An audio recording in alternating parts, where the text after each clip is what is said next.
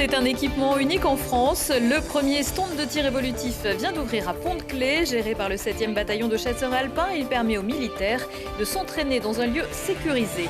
Double dose au service du développement durable. Covoiturez ou prenez les transports en commun en laissant votre véhicule au parking relais de Rive, équipé en plus d'ombrières photovoltaïques. Et puis quelques mots de sport pour terminer ce JT avec un retour sur les rendez-vous phares du week-end pour les sportifs isérois. Il y aura entre autres du hockey sur glace, du foot et du rugby. Bonsoir à tous, ravi de vous retrouver dans ce JT du lundi 1er mars 2021.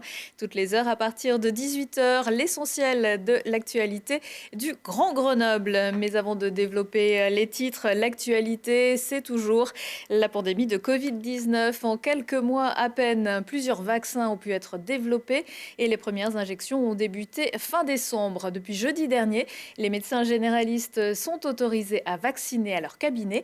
Pour en parler, je reçois le président du conseil départemental de l'Isère de l'Ordre des médecins, Pascal Jalon. Bonsoir. Bonsoir, merci de me recevoir. Ces vaccinations se font sur la base du volontariat. En France, un peu plus de 29 000 médecins généralistes se sont portés volontaires. Est-ce que l'on connaît le nombre des médecins volontaires en Isère ? À peu près, il y en a à peu près la moitié. Ça tourne autour de 500, entre 500 et 600, je ne sais pas le chiffre exact, mais ça tourne autour de 500 et 600. Mais cette vaccination auprès des médecins s'est développée à la fin des vacances scolaires. Elle n'a pas encore bien pu se mettre en place et je suis persuadé que d'ici une semaine ou deux, la majorité des médecins vont vacciner. Ces vaccinations, elles concernent quels patients ? Alors pour le moment, ça ne concerne que les patients entre 60 ans et entre 50 et 65 ans, pardon. On s'y perd un peu, hein, c'est vrai. Ouais, avec des facteurs de comorbidité normalement. Avec quels vaccins sont-ils vaccinés ? Alors ils sont vaccinés avec le vaccin AstraZeneca. Donc c'est des vaccins qui seront disponibles après commande auprès de la pharmacie, seront disponibles en flacon de 10 doses. Le médecin devra prévenir ses patients de façon à ne pas perdre de doses. On peut en faire entre 10 et 11 doses. Donc voilà, il y a une organisation, une logistique qui est à préparer et qui est assez complexe. Alors, on va y revenir un petit peu. S'il y a des patients qui se présentent à votre cabinet et qui sont âgés de plus de 65 ans, est-ce qu'il y en a qui essayent d'ailleurs ? Puisque c'est un peu la zone blanche entre 65 et 75. Effectivement, il existe une zone blanche entre 60 et 75 ans qui malheureusement ne relève d'aucun vaccin, ni de celui de l'AstraZeneca pour lequel il n'y a pas l'indication, l'autorisation de mise sur le marché n'a pas été faite pour les plus de 65 ans et les plus de 75 ans, eux, bénéficient soit du Moderna, soit du Pfizer, du vaccin Pfizer. Alors, les patients qui peuvent se présenter à votre cabinet sont atteints de comorbidité. Est-ce que ce vaccin AstraZeneca, il est bien adapté à leur cas ? Oui. Sincèrement, au début, on se faisait un peu de soucis en se disant que peut-être qu'il était moins efficace. Mais avec les études qui sortent, en particulier, il y a une étude écossaise qui est sortie qui nous indique que plus de 90% des vaccinés, en seconde dose en particulier, sont protégés. Et donc, je n'ai aucun souci vis-à-vis de ce vaccin. Même s'il protège entre 60 et 75, comme le disaient les premiers chiffres, il protège quand même la population d'une manière générale, comme le fait les vaccins de la grippe, par exemple. Et vraiment, c'est un vaccin. Il faut encourager les patients à venir se faire vacciner avec ce vaccin. Alors, ce vaccin, contrairement à ceux de Pfizer ou Moderna, c'est un vaccin dit classique. Ce n'est pas un vaccin à ARN messager. Voilà, il ressemble exactement avec des adjuvants ? Avec des adjuvants, il ressemble à celui de la grippe. C'est exactement la même préparation que celui de la grippe. Et vous le disiez, il y aura 2 doses. Oui, il y a 2 doses. La première, elle se fait donc à J0 et la deuxième dose se fait à J plus 6 semaines. C'est un petit peu plus long que pour les autres. 10 semaines, pardon. 10 semaines et l'autre, c'est 4 semaines, entre 3 et 4 semaines. Alors, ce qu'on a observé pour l'instant sur des soignants, notamment plus jeunes, qui ont déjà pu être vaccinés avec ce vaccin AstraZeneca, c'est que les effets secondaires étaient peut-être plus importants que pour les autres. Alors, effectivement, ce vaccin entraîne des effets secondaires qu'on voit en particulier chez nous, où on a vacciné des professionnels de santé. Les effets secondaires sont plus importants chez les plus jeunes. Pourquoi ? On suppose qu'il y a une immunité qui se fait avec les différents vaccins pour les personnes plus âgées. Mais par contre, c'est des effets secondaires qui durent 24-48 heures. Là, nous, donc au Conseil de l'Ordre, on vaccine les professionnels de santé. Avec AstraZeneca, on en a vacciné à peu près pas loin de 1000, un peu plus de 1000, pardon. Et on a eu 2 personnes qui se sont plaintes d'avoir un arrêt de travail. Donc, vous voyez, ça fait 2 pour 1000, c'est quand même pas énorme. Tous les autres, bien sûr, on conseille de prendre du paracétamol avant l'injection et les 24 heures après les injections. Et des des effets secondaires, bien sûr, qui ne sont pas en contre-indication pour les pathologies des personnes qui ont des comorbidités non, pas et du qui tout, au contraire. qui recevront ce vaccin. Alors, ce vaccin, vous l'avez dit, ce sont les médecins qui doivent se le procurer. On ne va pas avec son ordonnance à la pharmacie. Non, On prend rendez-vous chez vous? Alors malheureusement, c'est un peu la problématique de la logistique de ces vaccins. Hein. C'est que donc le médecin doit répertorier il doit en répertorier 10 ou 11 patients. C'est les médecins qui les appellent la plupart du temps ou c'est un peu les vaccins, deux? C'est un peu les deux, mais normalement, le médecin organise sa matinée de vaccination. Il en fait venir 11 patients. Et il va commander son flacon auprès de la pharmacie auquel il a l'habitude de s'approvisionner. Et il a son flacon de 10 vaccins. Donc l'idée, évidemment, c'est de ne pas perdre de doses. Exactement. Et en plus, on doit faire ces vaccins à partir du moment où on a commencé à piquer dans le flacon. Il faut faire ces vaccins dans les 12 heures qui suivent. Voilà, il faut le faire le plus rapidement possible. Comment ça a débuté la campagne en Isère depuis jeudi? Est-ce que vous savez s'il y a déjà pas mal de rendez-vous, s'ils sont complets ou... Alors, je ne sais pas s'ils sont complets.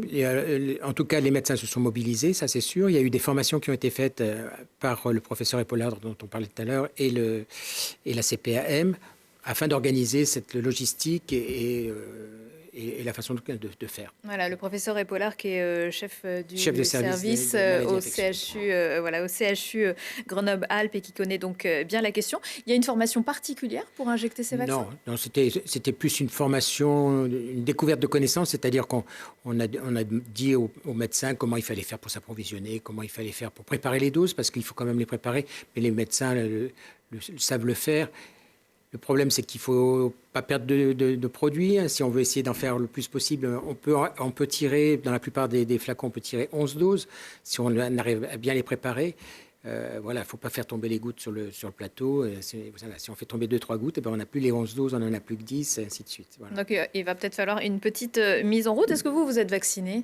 Oui. Moi, j'ai eu la chance d'être vacciné avec le Pfizer dès qu'il est sorti, parce qu'on a mis en place les centres de vaccination et qu'au début, il n'y avait pas grand monde qui venait. Est-ce que vous comprenez que certains médecins, et encore plus certains soignants, rechignent un peu à se faire vacciner?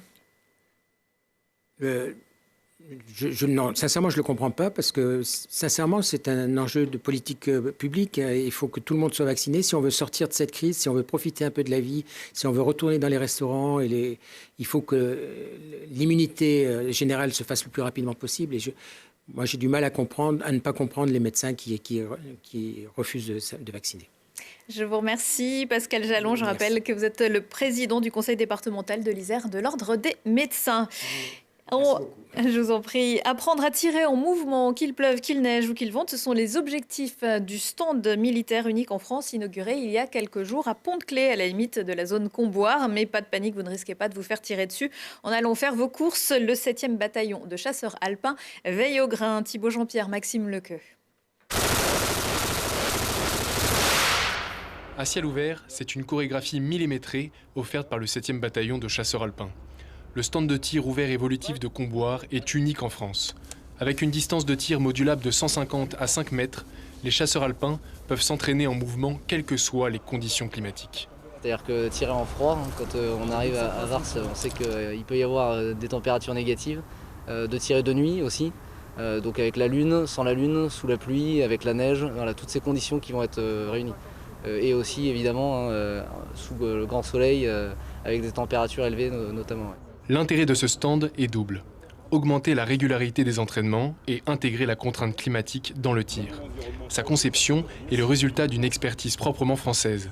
Aux allures simplistes, son architecture a été mûrement réfléchie pour assurer une sécurité maximale.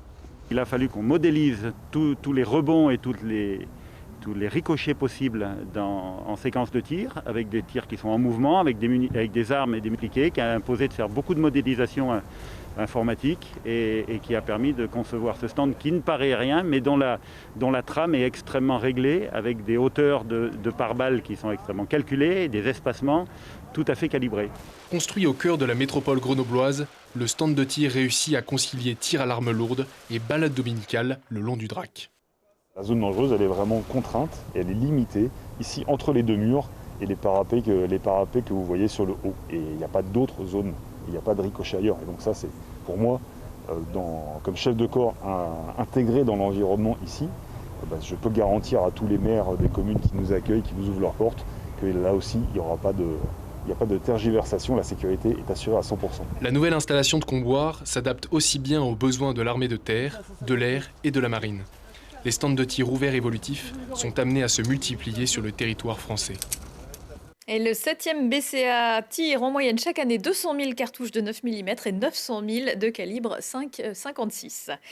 Danger imminent sur la tour Perret. Il n'y a pas de risque d'effondrement de l'édifice grenoblois, mais les capteurs installés en janvier indiquent l'apparition au sommet d'un jour de plusieurs mètres de haut entre un pilier de la tour et les claustras, d'où la décision de l'architecte des bâtiments de France d'engager dès maintenant des travaux de confortement d'urgence de cette partie haute de la tour du parc Paul Mistral. Coût des travaux qui doivent durer 1 mois, plus de 73 000 €. Des travaux de restauration de la tour Perret doivent par ailleurs débuter en milieu d'année 2022 pour une durée de 2 ans.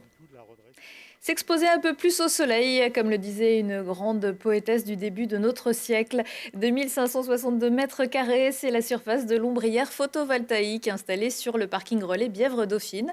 Après plusieurs mois de service, le parking et ses 193 places supplémentaires a été officiellement inauguré il y a quelques jours à Rives, entre le péage autoroutier et la future zone d'activité économique. Lilian Veillé. Après Vars, c'est au tour de Rives de faire peau neuve. Un tout nouveau parking relais vient d'être construit à proximité de l'échangeur. Ce parking relais Bièvre-Dauphine est le 45e parking relais du syndicat mixte des mobilités de l'aire grenobloise que nous gérons et qui s'inscrit dans cette stratégie multimodale de gestion des parkings et d'offres de services de mobilité qui vont avec. Et c'est aussi un aménagement essentiel pour les habitants de la Bièvre qui se rendent en direction de Lyon ou de Grenoble. On est ici dans un nœud de mobilité naturel. Parce que la 48, c'est un axe Grenoble-Lyon qui est important. On est ici en bordure d'aire urbaine assez dense. On est aux franges du Pays Voironnais, de la communauté de communes de Bièvre-Est. Et le parking relais qui existait ici était victime de son succès parce qu'il était débordé, il était plein tous les jours. C'était le signal que les gens se l'étaient approprié et qu'il y avait un besoin de l'agrandir et d'en augmenter la capacité, ce qui est le cas ici avec ces 193 nouvelles places de stationnement. L'objectif est multiple, réduire les émissions carbone, renforcer l'attractivité des transports en commun et favoriser le covoiturage. Ces parkings relais sont le beau symbole de la multimodalité sur laquelle nous encourageons aujourd'hui les citoyens et les usagers pour à la fois garer leurs véhicules lorsqu'ils ont besoin d'arriver en voiture, de prendre le relais sur des services autres comme des lignes de bus ou des lignes de covoiturage que nous sommes en train de développer au niveau du SMAG. Ce parking relais s'est doté de plusieurs abris voyageurs, d'un arrêt de bus et surtout d'ombrières photovoltaïques. D'une surface de 5260 m², elles produisent l'équivalent électrique de 120 foyers. Il y a 5 parkings relais actuellement du SMAG qui disposent d'ombrières photovoltaïques comme celle-ci, qui permettent bien entendu de produire de l'électricité, et donc avec tous les usages qui sont nécessaires derrière, mais aussi de faire de l'ombre pour les véhicules. Donc on fait dans quelque sorte d'une pierre deux coups, et c'est un beau symbole aujourd'hui des investissements que nous faisons dans un objectif aussi de respect de l'environnement et de lutte contre le réchauffement climatique. Cette extension, qui a coûté 524 000 € est au cœur de la zone d'activité économique Bièvre-Dauphine et servira de point relais pour la desservir. Et l'électricité produite sera revendue à Enercop, fournisseur d'électricité coopératif. Chaudevant, un témoin des Jeux Olympiques de 1968 à Grenoble vendu aux enchères. Il s'agit d'une des 33 torches qui a servi à transporter la flamme depuis Olympie jusqu'à la capitale des Alpes. Mais impossible de savoir si c'est celle que tenait Alain Calmat. L'objet appartenait à un organisateur des JO isérois qui l'avait transmise à son petit-fils. Le prix de départ avait été fixé à 30 000 € et samedi à Vannes en Bretagne, elle a été adjugée à 90 000 € à un particulier qui a souhaité conserver l'anonymat. En août 2019, lors d'une précédente vente aux enchères aux États-Unis, une autre torche grenobloise avait trouvé preneur à 225 000 $, soit plus du double du prix de celle achetée ce week-end. L'important, c'est de participer. Pas sûr que les sportifs isérois aient eu en tête cet apocryphe de Pierre de Coubertin, l'inventeur des Jeux Olympiques modernes ce week-end. Ce qui est sûr, c'est que pas mal d'entre eux ont aussi eu à cœur de gagner. Lucille Dailly vous dit tout. 2 déplacements, 2 victoires pour les brûleurs de loups qui traversent la France de haut en bas pour remonter vers le haut du classement. Victorieux d'un petit point à Amiens sur un but de Julien Bellac, les hockeyeurs grenoblois sont allés s'imposer 8-4 à Anglette, eux qui pourtant étaient menés 3-2 avant le 3e tiers. Et coup de chapeau à l'auteur du hat-trick, le triplé de Damien Fleury. Peut mieux faire mais sauve les meubles, le Grenoble Foot 38 laisse le stade des Alpes imprenable en faisant jeu égal avec une solide équipe de Niort après avoir été longtemps mené. Le salut est venu de Moussa Djité en fin de match. Et puis le FCG Rugby rate une occasion de rentrer dans le convoité groupe des 6 équipes en tête de Pro D2. Mais il était difficile de faire mieux à Biarritz, 3e du classement. Et on oublie vite que le FCG joue tous les week-ends depuis 2 mois sans pause. Alors on oublie cette défaite 22-13, on retient une prestation honorable et une belle ténacité et on pense à la suite. Bravo aux basketteuses de la Tronche-Mélan qui battent Calais de justesse à l'extérieur 72-68. Et puis tout le monde se lève pour Thibaut Collet qui enfin décolle vers les 5,60 m. Le jeune perchiste, vice-champion de France Espoir la semaine dernière, retrouve la confiance et réalise sa meilleure performance de l'année à 2 cm seulement de son record personnel. Si vous êtes fan de hockey sur glace, ne ratez pas G-Sport ce lundi à 19h15, 20h15, 22h15. Lucille Dailly recevra Christophe Tartari, l'homme aux plus de 800 matchs sous les couleurs des brûleurs de loups. Et puis, puisque l'on parle de glace, il y aura au moins un Grenoblois au championnat du monde de patinage artistique qui se tiendront du 22 au 28 mars à Stockholm. Chez les Bleus, le comité de sélection a retenu pour les messieurs Kevin Emoz. Le Grenoblois a remporté début février son 4e titre de champion de France. La jeune Grenoblois Maya Mazara sera également du voyage en Suède, mais en tant que remplaçante de Maë Bérénice Meïté, la sextuple championne de France et auteure de la meilleure performance cette saison, qui devance aussi la championne de France 2021, l'ancienne Léa Serna. Prochain rendez-vous avec l'actu dans 1 heure et en replay sur télégrenoble.net. Excellente soirée à tous.